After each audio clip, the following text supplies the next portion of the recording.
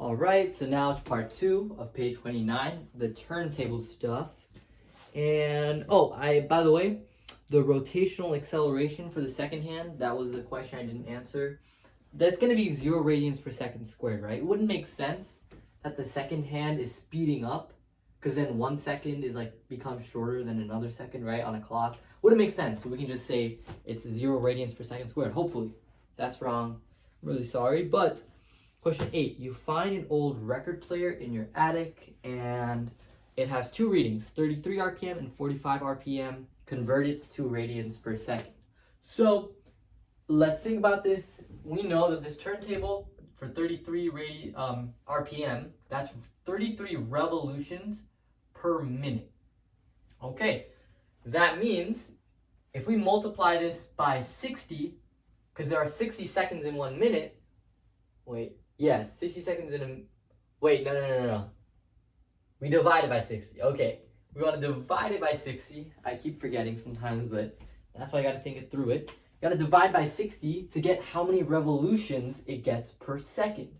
So if you think about 33 revolutions divided by 60 seconds, that really gets us 0.55 revolutions per second. And let's think about that, right? That makes sense because if in 60 seconds it can do around 30 revolutions, right? That means in 1 second it can do right around 1/2 of a revolution. So that number makes sense. And what we're going to do from there is that's the amount of revolutions per minute. That is the same as 1 revolution is the same as 2 pi. So if we multiply this number by 2 pi, we should get 2 pi times 0.5, should get right around 3.46 radians per second. All right, so that is how you would convert from revolutions per minute to radians per second. And I'll do the same thing for 45, right? You divide by 60, you should get 45 divided by 60, 0.75.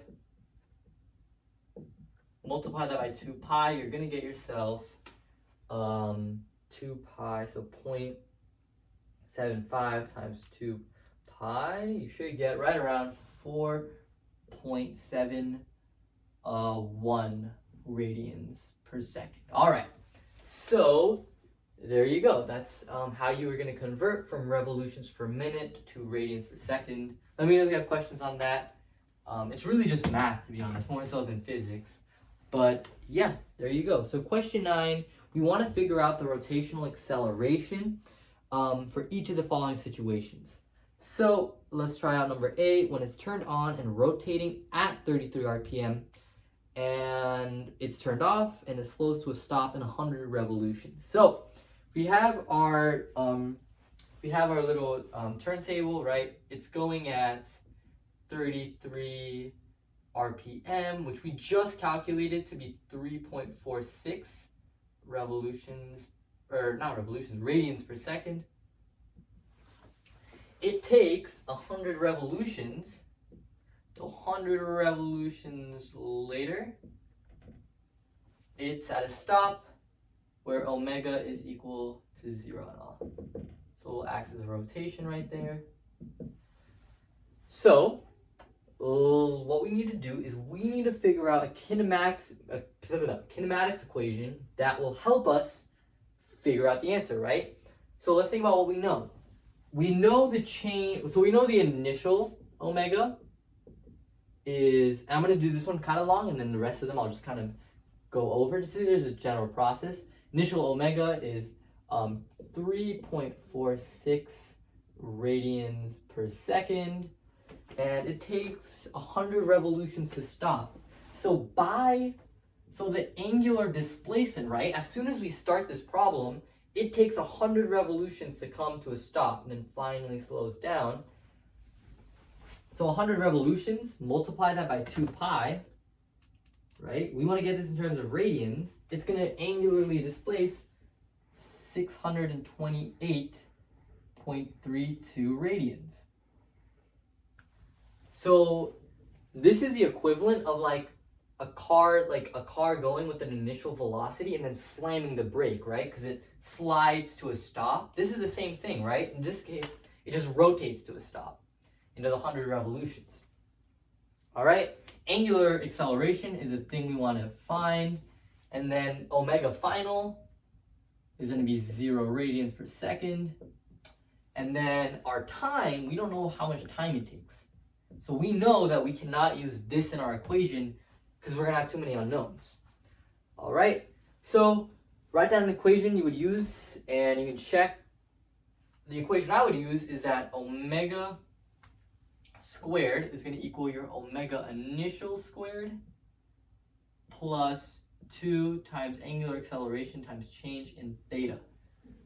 So with that in mind, you would just plug things in, right? So omega final is 0, so I'll just cross that out, and I'll subtract both sides by omega squared. Omega squared is going to be 3.46 squared, so I'm going to write negative 3.46 radians per second squared, and then plus, or equal to, it's going to be equal to 2 times the angular acceleration times our change in theta, which is 628 radians. And then we just kind of divide 220, or kind of divide everything on both sides. Times 628. So to do that, you should get 3.46 squared. Make that negative. Divide that by 2 times the 628. We should get an angular acceleration of, if I did everything right with the calculator, and I guess the equation, should get right around negative 0.01 radians per second squared. This number seems low, and it is low, but this actually makes sense because if it starts at a relatively low radian per second, and it takes 100 revolutions just to get to 0, right? That's a lot of angular displacement. So the angular acceleration is going to be low. So hopefully that number we've just got actually makes a lot of sense, right? If it takes 1 revolution to stop, we would need a way bigger angular acceleration. So I hope that you're able to kind of see that and why that would make sense. And we'll finish off with these last 3 problems. So when it is off, you turn it on. It reaches a speed of 33 RPM after 20 rotations. So same idea here, except now we know that the omega initial is 0, right? It's initially off, it's not spinning. Okay, let's not use this one next. So I have a better eraser. Nope, I don't. All right. Our change in theta is going to be 20 times 2 pi this time because it takes 20 revolutions to speed up to 33 RPM. It's right around 125.7 radians. Angular displacement is what we're trying to figure out. We don't know time, and we know the final is going to be that 33 RPM or 3.46 radians per second. Same idea here, right? I need to find an equation that has my 3 unknowns, or my 3 knowns and my 1 unknown. Can't have time in it, so I'm going to use the same equation. Omega squared is equal to omega naught squared plus 2 times change, or 2 times alpha times change in theta. Same idea. I want to figure out what this is, so it's going to be omega, wait, we actually know what omega final is. I'm sorry about that. That's my bad. 3.46 radians per second. And then omega final, or if omega initial is 0, 2 times alpha times change in theta 25.7 radians. And you should get, when you divide everything, you should get an alpha of around 3.46 times 3.46, divide that by 2 times was it 20 revolutions? Should get an angular acceleration of right around 0.05 radians per second. All right. So hopefully I didn't do anything wrong here. You guys can check my work, try it out on your own, see if I made any mistakes. Problem C, it's you switch it from 33 to 45 and it takes 2 seconds for the speed to change. So in this case, I'm going to say, okay, our omega initial, 33, I'll just erase all of this and it's being dirty. So equals 3.46 is our omega initial. We don't know anything about how much it spins, right? It's angular displacement. Still trying to figure out angular acceleration. Omega final is going to be 4.71 radians per second. And the time is 2 seconds. This one's a bit easier. You just say omega is equal to omega final plus angular acceleration times time. So if we subtract everything, we get omega minus omega initial equals alpha t divided by t divided by t. So omega is 4.71. I don't even know why I looked at my calculator, but 3.46 divided by 2 seconds. We get our angular acceleration, which is 4.71 minus 3.46. Divide that by 2, it's going to be an angular acceleration of about 0.625 radians over second squared. So there you go.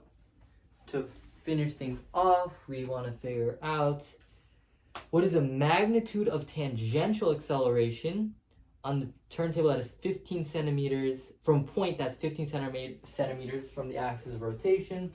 So what it's asking is if we had our turntable, right, and we could pretend this is a top view, there's going to be a point right here, 15 centimeters. We want to figure out its tangential acceleration. So what we would do is use that bridge equation. The tangential acceleration is equal to alpha times r. Alpha is 0.63. Our radius is what? 0.15. You should get that the tangential acceleration is 0.63 times 0.15. Should get right around 0.095 meters per second squared. So there you go. That was some of the turntable problems on page 29. Let me know if you have questions, as per usual. If I got anything wrong, also let me know. That way I can do better next time. But yeah, thank you for watching.